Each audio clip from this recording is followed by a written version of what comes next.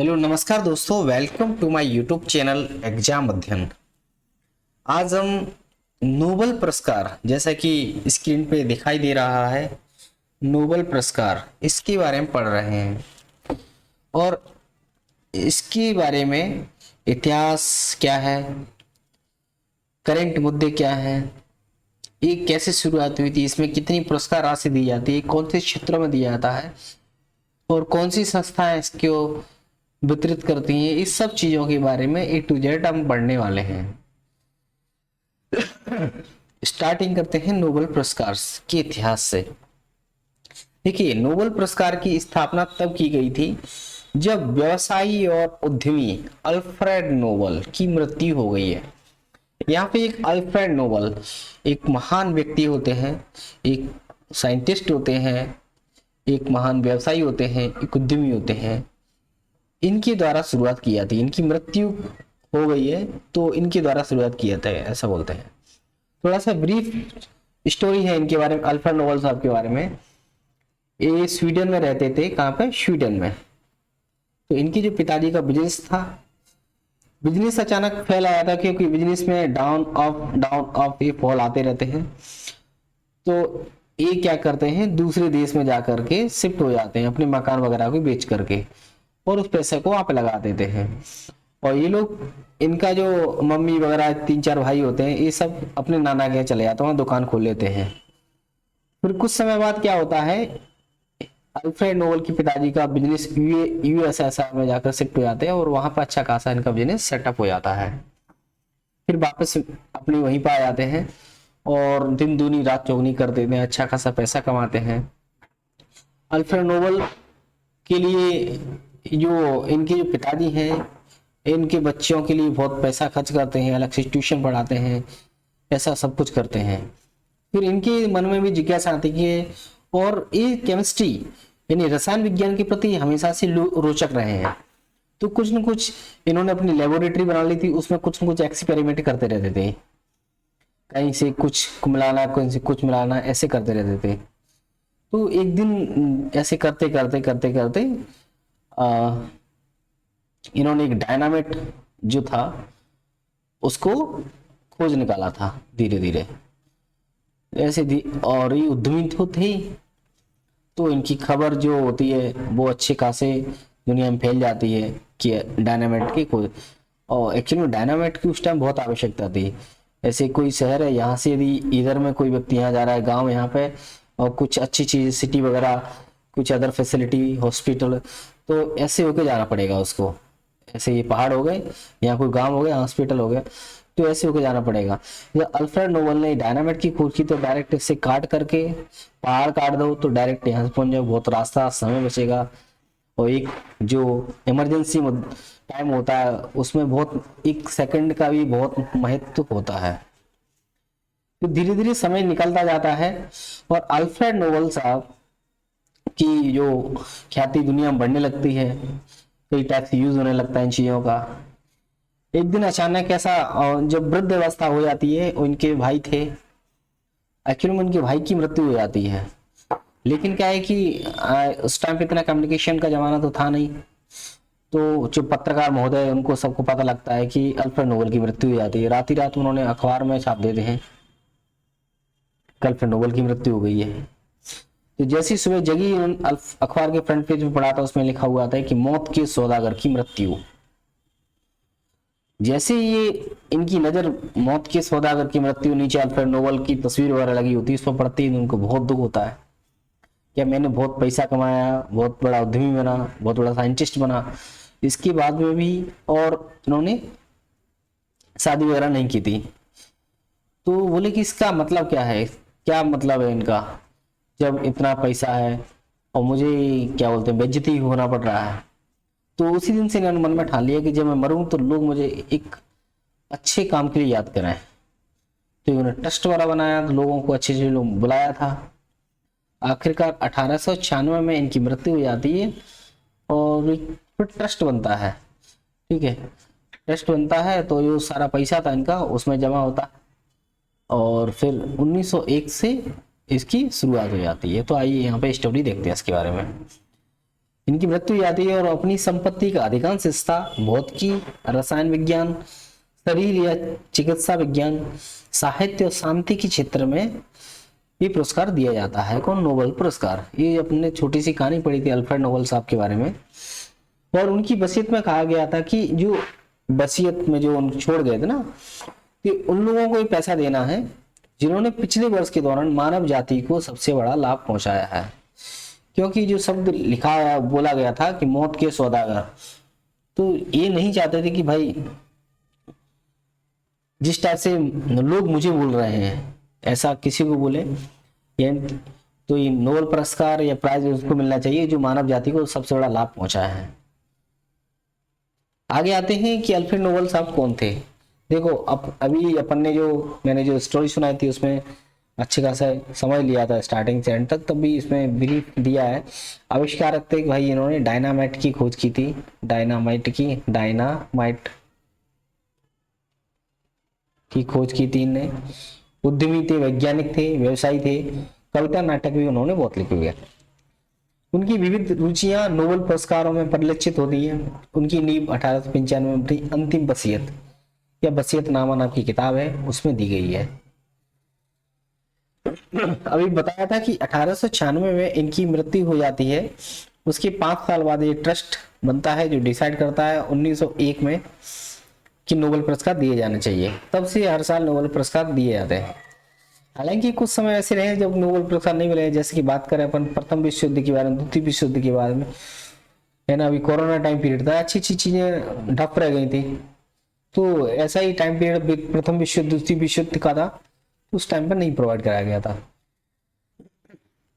श्रेणियों के बारे में बात करते हैं तो जो नोबेल पुरस्कार है ये फिजिक्स में दिया जाता है, यानी भौतिकी, केमिस्ट्री यानी रसायन, साइंस यानी विज्ञान या शरीर विज्ञान, है ना, और लिटरेचर साहित्य और पीस किचन शांति के क्षेत्र में दिया जाता है। ये अल्फ्रेड नोबेल साहब का जो वसीयतनामा उसमें ये निर्धारित की गई थी चीजें। फिर 1968 आता है। 68 में स्वीडिश रिक्सबैंक ने अल्फ्रेड नोबेल की याद में आर्थिक यानी जो इकोनॉमिक्स के क्षेत्र में भी पुरस्कार देने की घोषणा कर देता है। अब बात करते हैं राशियों के बारे में। देखो 2024 के लिए नोबेल पुरस्कार की राशि है, जो पूर्व नोबेल पुरस्कार विजेता होता है उसको 11 मिलियन स्वीडिश क्रोन दी जाती है। नोबेल पुरस्कार विजेताओं का चयन कौन करता है? देखो ये अपने अंतिम इच्छा पत्र में अल्फ्रेड नोबेल ने विशेष रूप से उन संस्थानों का निर्धारण किया था जो उनके द्वारा स्थापित किए गए पुरस्कारों के लिए जिम्मेदार होंगे। तो बात करते हैं पहले भौतिकी और रसायन विज्ञान के लिए ये कौन देता है? Royal Swedish Academy of Science. भौतिकी और रसायन विज्ञान के लिए कौन देता है? Royal Swedish Academy of Science. Physiology या चिकित्सा विज्ञान के लिए कौन देता है?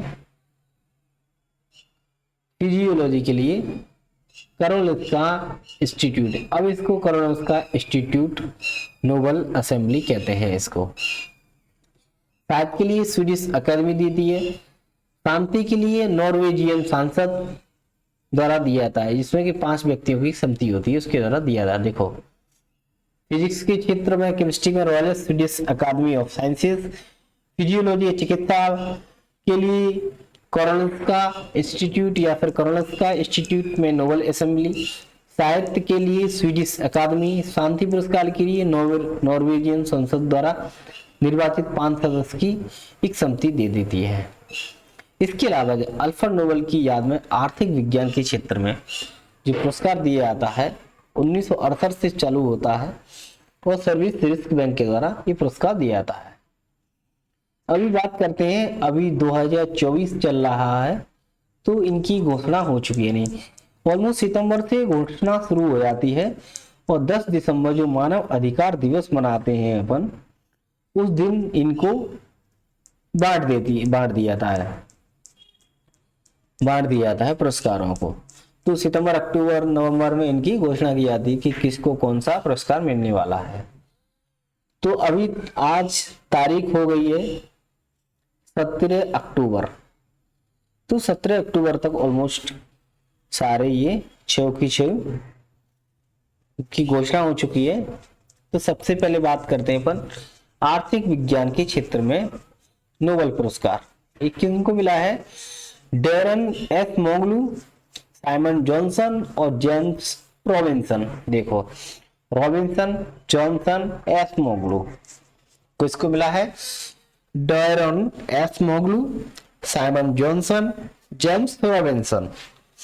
आर्थिक विज्ञान के भाई इनकी उपलब्धि क्या रही है? इन्होंने इस बात के अध्ययन के लिए कि संस्थाएं कैसे बनती हैं और समृद्धि को कैसे प्रभावित करती हैं, इस बात के लिए इनको नोबेल पुरस्कार मिला है आर्थिक विज्ञान के क्षेत्र में, कि संस्थाएं कैसे बनती हैं और समृद्धि को कैसे प्रभावित करती हैं। किसको मिला है आर्थिक विज्ञान के क्षेत्र में नोबेल पुरस्कार? बात करें तो Daron Acemoglu, Simon Johnson, James Robinson. अगला आता है साहित्य लिटरेचर के क्षेत्र में। भैया ये मिला है हांगकांग को। क्यों मिला है? देखो साहित्य विज्ञान साहित्य के क्षेत्र में किसको मिला है? हांगकांग को।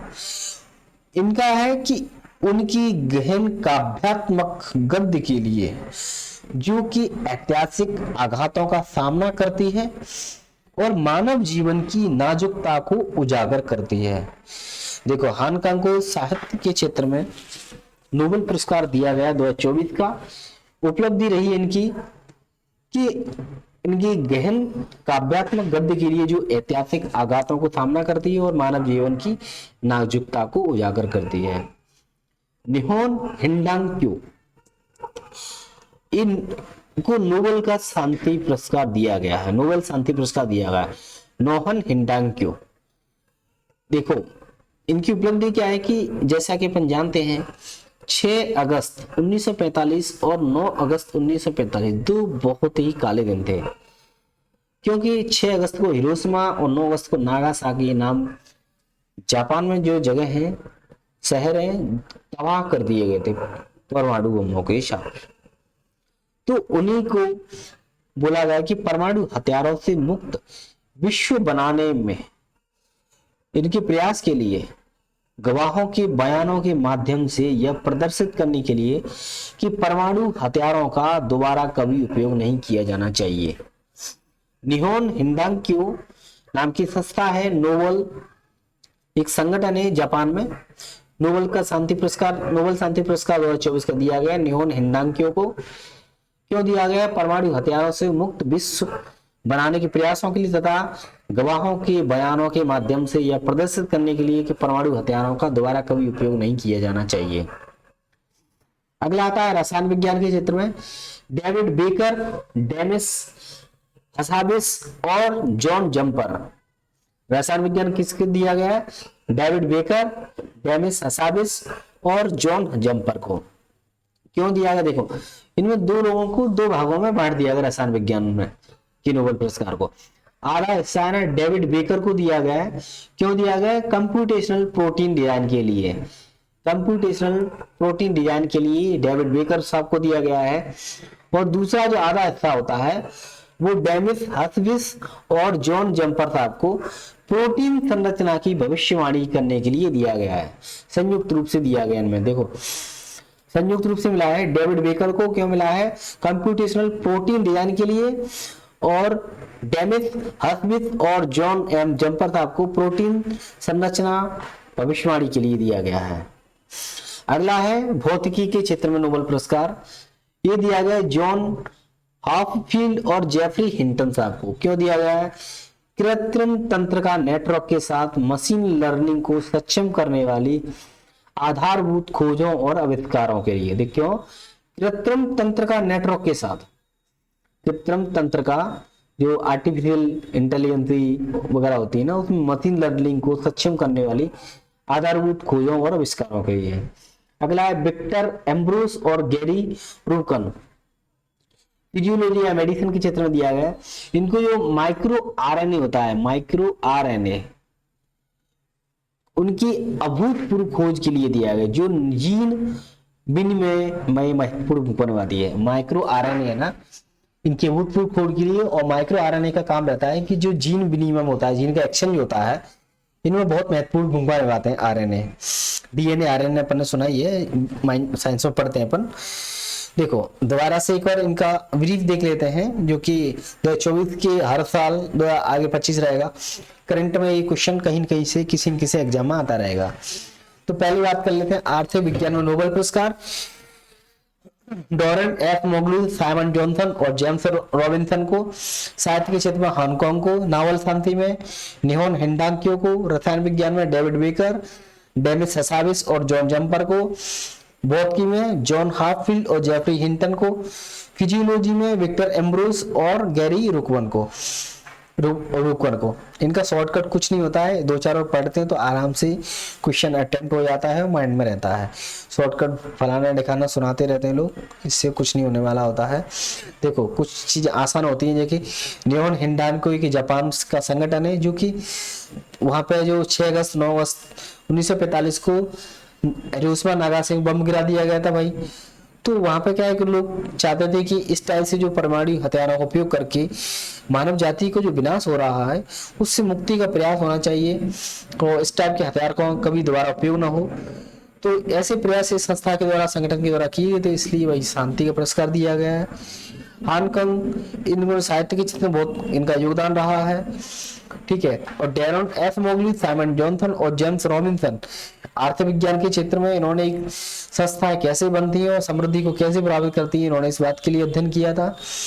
डेविड बेकर, डेनिस हसाविस और जॉन जम्पर रसायन विज्ञान के क्षेत्र में काम करते हैं, जिसमें डेविड बेकर साहब को आधा मिलता है और डेनिस हसाविस और जॉन जम्पर को इनमें संयुक्त रूप से दिया जाता है। तो डेविड बेकर साहब कंप्यूटेशनल प्रोटीन डिजाइन के लिए काम करते हैं, इसलिए इनको मिलता है। और डेनिस हसाविस और जॉन एम जम्पर प्रोटीन संरचना की भविष्यवाणी करते हैं। जॉन हाफील्ड और जेफरी हिंटन भौतिकी के क्षेत्र में दिया जाता है, कृत्रिम तंत्रिका नेटवर्क के साथ मशीन लर्निंग को सक्षम करने वाली आधारभूत खोजों के लिए करते हैं। और अगला है विक्टर एम्ब्रोस और गैरी रुकवन को फिजियोलॉजी और मेडिसिन के क्षेत्र में दिया जाता है। तो माइक्रो आरएनए को उनकी खोज करती है, और माइक्रो आने जाते कि जो कि जीन विनिमय यानी जीन को एक्सचेंज करने में बहुत महत्वपूर्ण भूमिका निभाते हैं। तो ये अपन ने नोबेल पुरस्कारों के बारे में और अल्फ्रेड नोबेल साहब के बारे में छोटी सी मैंने एक स्टार्टिंग में कहानी सुनाई थी, तो उम्मीद करता हूँ बहुत अच्छे से समझ में आया होगा। इसी प्रकार के हमारे चैनल को लाइक शेयर सब्सक्राइब के। एक वीडियो को बनाने में बहुत समय लगता है, तो एक्चुअली में खुद ही टाइप करना पड़ता है, खुद ही समझना पड़ता है, उसके बाद में ये वीडियो अपलोड होते हैं। तो मोटिवेशन के लिए please like share subscribe. Thank you. जय हिंद, जय भारत।